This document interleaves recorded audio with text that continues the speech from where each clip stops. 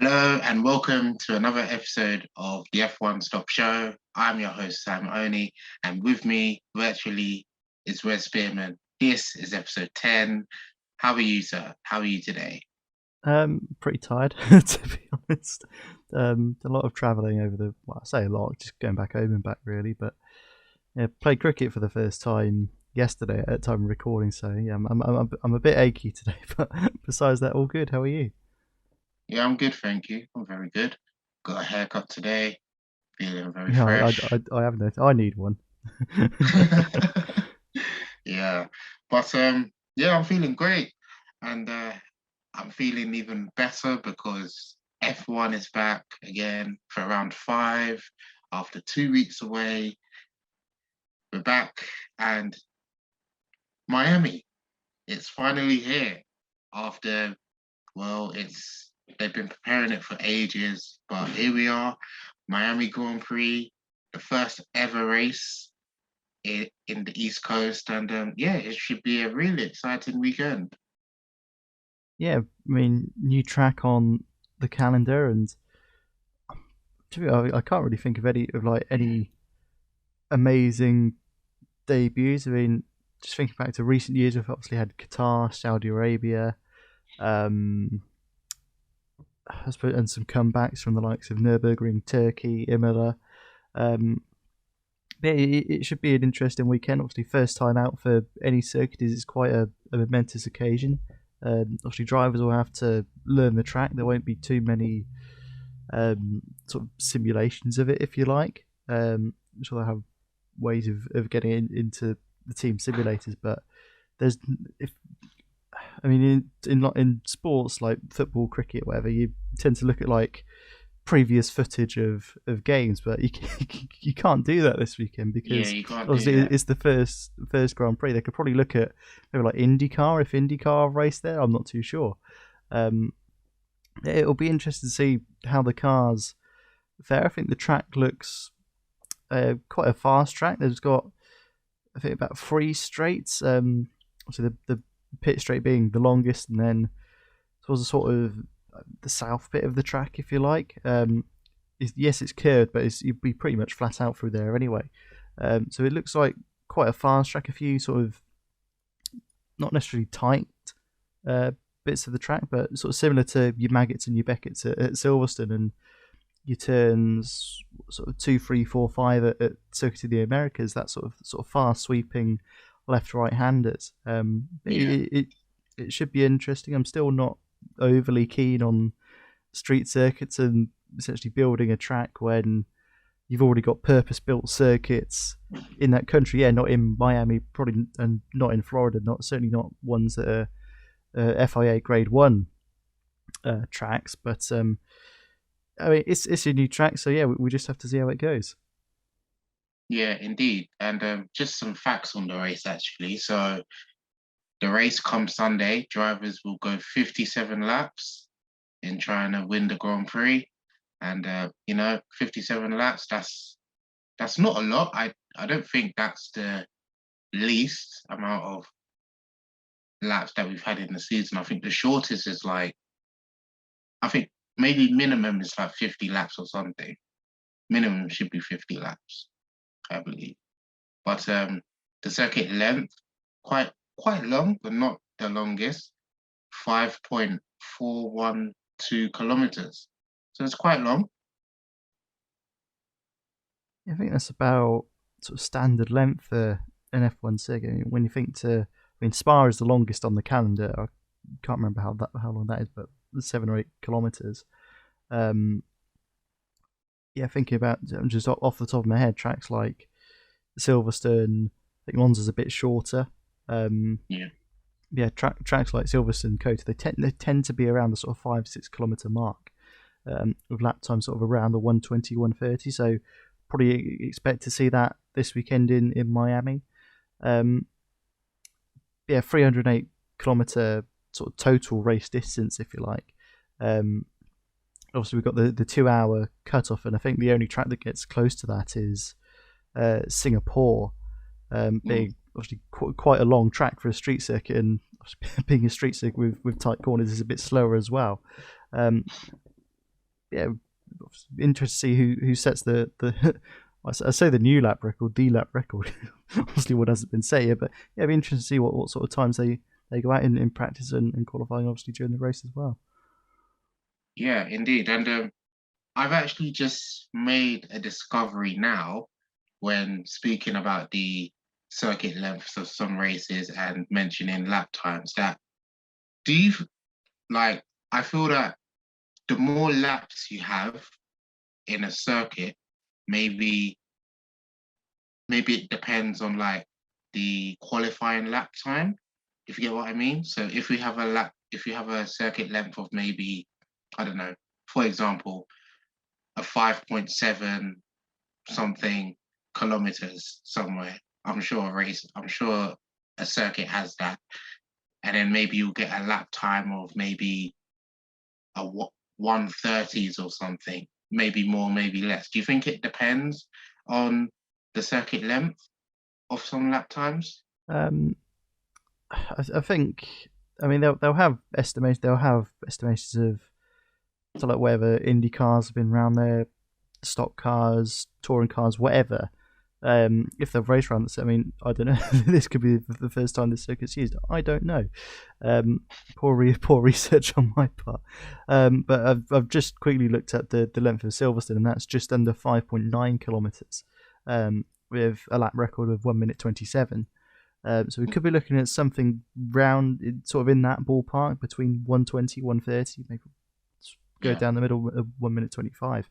Yeah, I think looking at races this year already, as long as the races don't go over that 2 hour limit or don't really get too close to it, and the average race time is sort of round about an hour and a half, which is about right. That's pretty much is exactly the same as a football match, if you like.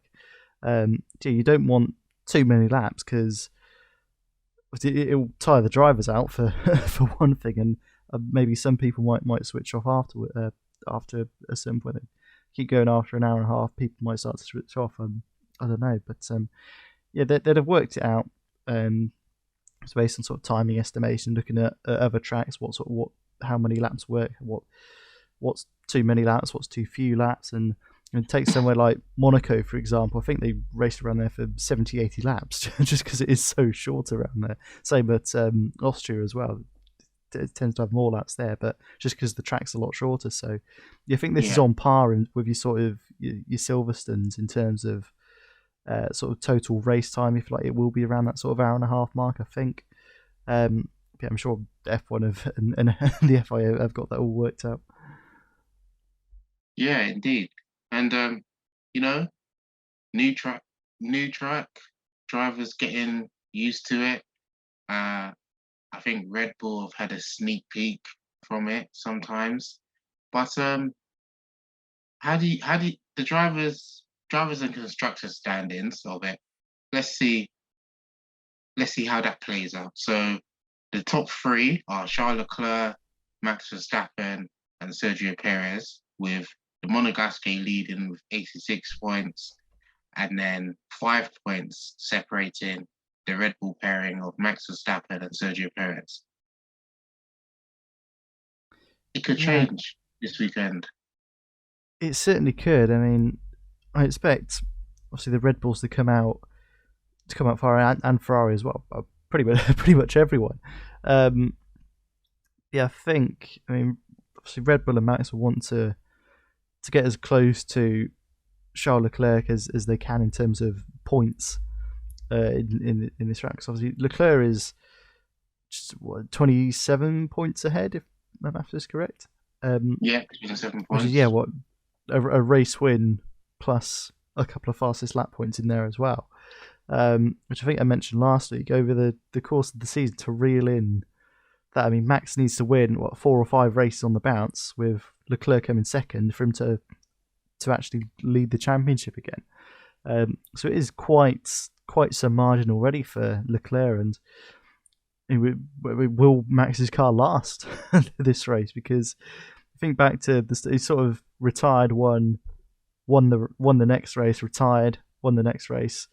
So if the season pans out as it has done, Max is on course for Mm. a retirement this weekend.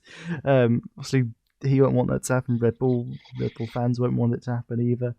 Um, I think on a street circuit, maybe it favours the Red Bull slightly more. Certainly in terms of the last few years, when Red Bull has sort of favoured the not so power tracks like Monza, for example.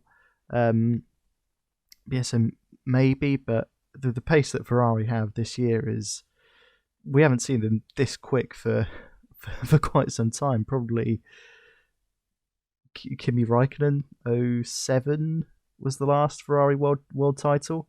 Was Yeah, that 15 years ago?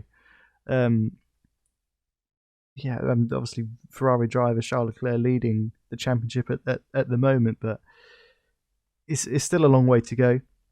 Obviously, Red Bull will want to cut away at Charles Leclerc's deficit, or Max Verstappen's deficit rather, to Charles Leclerc.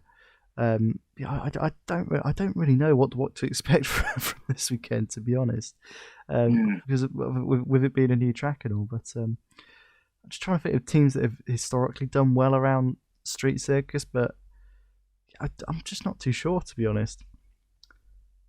What do you think? you see now would be a good time to say Mercedes, and then chuck in Sir Lewis Hamilton's name and Valtteri Bottas's name, but that's not the case. Bottas has moved, and Hamilton, new season with George Russell as well, and they're not doing so great. Which leads me to this, the middle of the pack. So I'm just going to mention some names. Lando Norris in sixth place, 35 points. Hamilton, seventh, 28 points. Bottas, 24 points. Ocon is in ninth place with 20 points.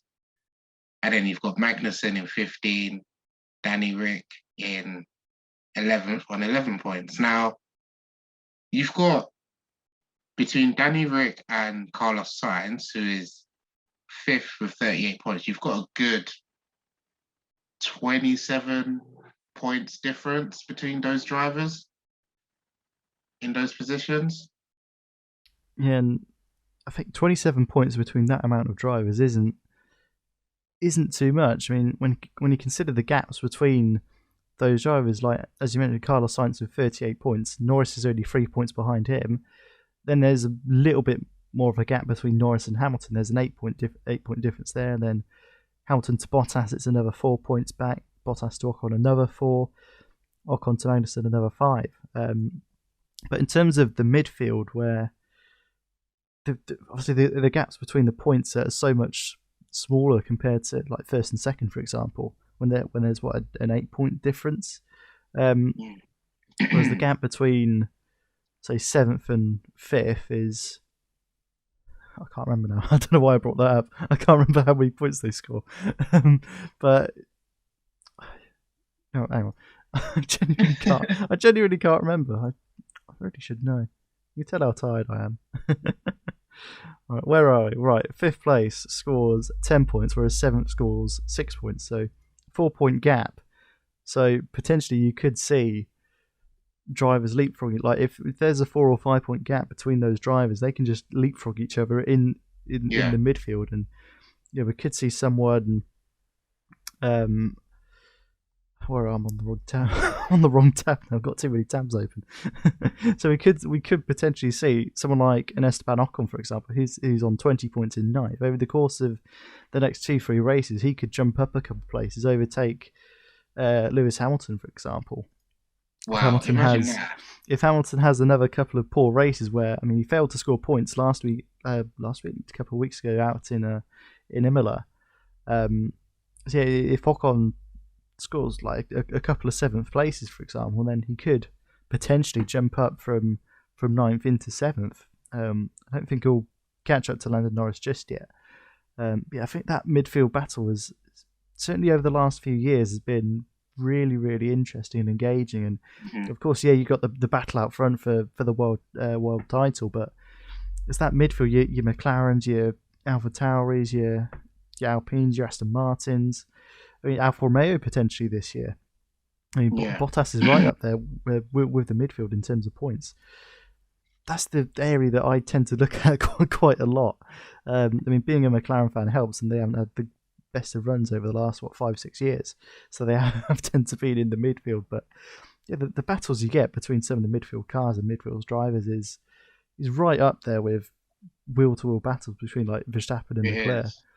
Um, yeah, interesting to see how those midfield teams pan out in Miami. But yeah, I'm still not sure what to expect. Like, is it a power track? Is it not? Who likes a street circuit? Who doesn't? But yeah, I wonder how many retirees we're going to get compared to compared to other street circuits. Mm, I'm gonna answer that. I'm gonna answer that. Um, on a street circuit in the past, just based on that, I'm gonna say uh As a two, guess for this weekend too. Yeah, I think two, that's three. yeah. As long as we don't get down to like 12 finishes or something, and eight Yeah, cars retire. But I'm gonna say two, two. I reckon that probably sounds about right. I think. Yeah. So drivers and constructor standings. That's touched on. It could all change in the space of a weekend. We just have to wait for Sunday. And speaking of, the race start on Sunday. It's quite a late one. It always has been when it's come to American races, 8:30, 9 p.m. at night, UK time. Yeah, it's a good thing as long as you don't have work the following day on a Monday. I know. I think I might as well. Be going to sleep just as the race finishes. But yeah, maybe it could be at 8:30, 9 But yeah, p.m. start yeah. It UK says time. says 8:30 in the UK. Qualifying's at 9 o'clock UK time on the Saturday. And I mean, if you want to tune into practice, I don't. But 10:30 at night in the UK on Friday. Yeah. What's the local time? We're 5 hours ahead of Miami here in the UK. Okay. So yeah, practice 10:30 at night here, but is 5:30 in Miami, which I guess is all right. I guess it's okay. Yeah. I mean, well, as long as you don't have work on the weekend, but then if you do, you're gonna have to, But yeah, right. Race predictions then. What race predictions do you have for Miami? Considering it's a new track, first time for everything. What predictions do you have? Who's your pole sitter? Who's your race winner? Hmm. And who is your driver of the day? I mean, it's a tricky. I'm pretty sure I say it's a tricky one pretty much every week. Everything, But yeah. obviously, with this being a new circuit, you don't really know what to expect besides, I suppose, what's happened already. Really, you've got to expect Ferrari and Red Bull to be jostling it out for places 1 and 2. Um, I'm gonna go. I don't know actually. I'm gonna go Perez for pole. A little bit out there, but still fastest car. And I don't know. I don't know. I don't know why I've gone Perez really. I just thought, well, I've gone Verstappen, I've gone Leclerc, I've gone Sainz. Let's go Perez. Um, I think Verstappen will win the race if his engine holds up, providing his engine holds up. Um, driver of the day. It's always a tough one. Driver of the day. You don't really know. Um, let's go for Daniel Ricciardo, McLaren. Hmm, interesting. Well, I've gone for a Max Verstappen double. That is pole sitter and fast. I was about to say fastest lap. Well, if he does get the fastest lap, that would be great. Pole sitter, race winner, Max Verstappen, and then my driver of the day will be Valtteri Bottas. I think he might have a good race. He knows how to perform well. So yeah, that's my driver of the day, my pole sitter, and my race winner. All good. Yeah, I think Bottas is a bit of a dark horse this year. He's scoring points in an Alfa. I mean, he's outscored Lewis Hamilton on a couple of occasions. Which, if you asked him if he'd be outscoring Hamilton this time last year, he'd probably say absolutely not. But yeah, things have just changed with these new regulations, and he's only just going back to the drivers. Find the right tap again. He's only 4 points behind him in the championship in an Alfa Romeo compared to Mercedes. But how time changes, eh? Indeed, indeed. And well, I believe you have a quiz for us to finish off with. It's Yeah, always exciting I to know. put our F1 knowledge to the test. Yeah, we'll try and rush this through because we've only got about 8 minutes left. Yeah, there have been a number of tracks in the US that have hosted a Grand Prix, not necessarily the US Grand Prix, but just a Grand Prix. So I think some have been called, obviously, the US Grand Prix, some have been called like US Grand Prix East, Grand Prix West. There was one Grand Prix, which is the name of the track, which I obviously won't say at the moment. Yeah, there have been 12, 11 in total that have hosted, and obviously one that will host, which is a little bit of a giveaway. Or well, technically two, but obviously one of which we've talked about this episode. So yeah, 12 in all to get through. 12 tracks that have hosted a Grand Prix in the United States. Oh gosh, Take it away. Oh gosh. Well, I'm not getting full marks for this one. I'll tell you that. But I'm just gonna say out there, Austin, Kota. Yep, sick to the Americas. Yeah. Then we've got the Las Vegas for next year, Yeah, Las 2023. Vegas is on there for next year. Yeah. Uh, This weekend. Miami, Miami. Um, IndyCar. They've raced in the US, haven't they? In Indianapolis. IndyCar's a racing series. I think IndyCar have raced a few of these tracks, but there isn't an Indy one. Location, More of a yeah. NASCAR circuit. Oh, The F1 did their, I can't remember which US Grand Prix. I think it was '06 when only like 5 cars finished. If you know which track that oh, was. what is it? What's it called? Oh my gosh, I've forgotten. Oh, and I think you've mentioned it before. I think I have, yeah. Either this season or Oh, last season. definitely last season. Oh, I've forgotten. Can I have a clue? Or if there's Um, any. I mean, NASCAR go there. The name of, I'll give you the state it's in. It's in Indiana. If that's of any help.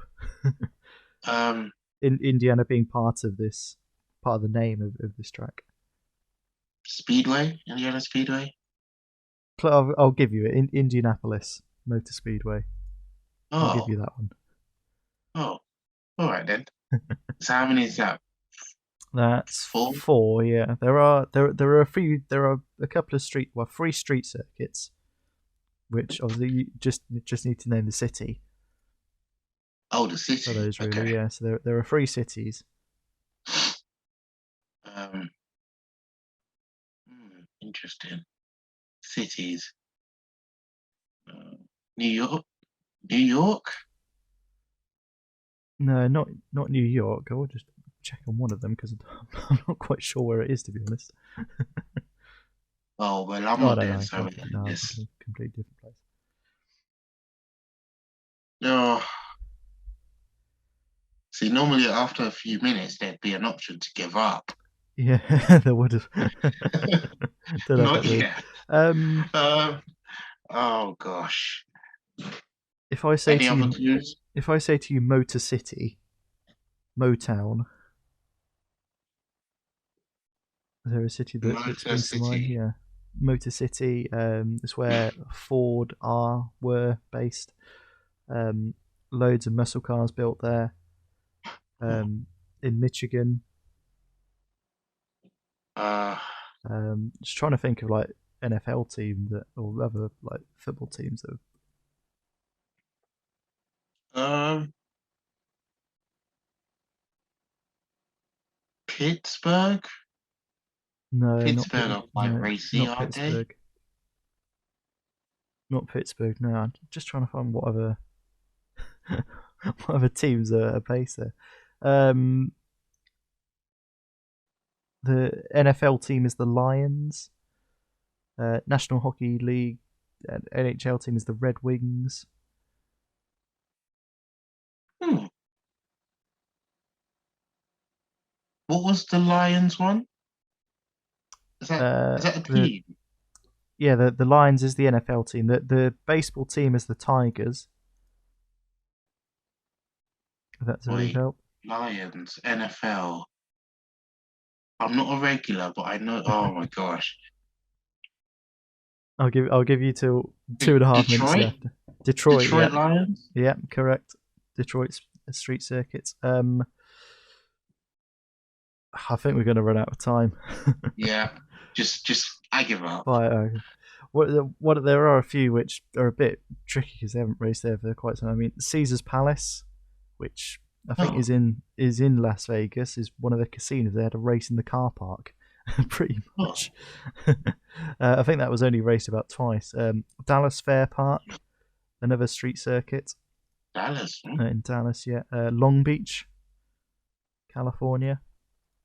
Oh wow. Oh, Phoenix Street Circuit, Phoenix, Arizona. oh, interesting. Riverside International Raceway, which I don't really know where that is, to be honest. Let's have a quick look. It is in Moreno Valley, California. Hmm, When did they race there? interesting. Opened in 1957, closed 1989. So probably doesn't exist anymore. What other ones we got? Sebring, which I believe still hosts sort of GT car racing and not World Endurance, but IMSA sort of endurance racing. You have the 24 Hours of Okay. Sebring. And lastly, Watkins Glen, which used to host the US Grand Prix, I think back in the 70s and 80s. Watkins Glen, I think. Well then, I need to brush up on my US race locations then. So when Kota comes about, I'll be very prepared. Be prepared for. I'll be much prepared for that. So I believe we've come to the end of another episode of the F1 Stop show. We hope you've enjoyed it. That's right, Miami's here. It's finally here. Get ready. Just the weekend. Just by the time, well, just wait for Saturday. Just wait for Sunday. If you can stay up late, then do that. If not, you can just watch it the next day. So I've been your host, Samuel Oni, and it's a goodbye from me. Bye bye. And it's a goodbye from Wes. Bye bye. And we hope you enjoy the Miami Grand Prix this weekend.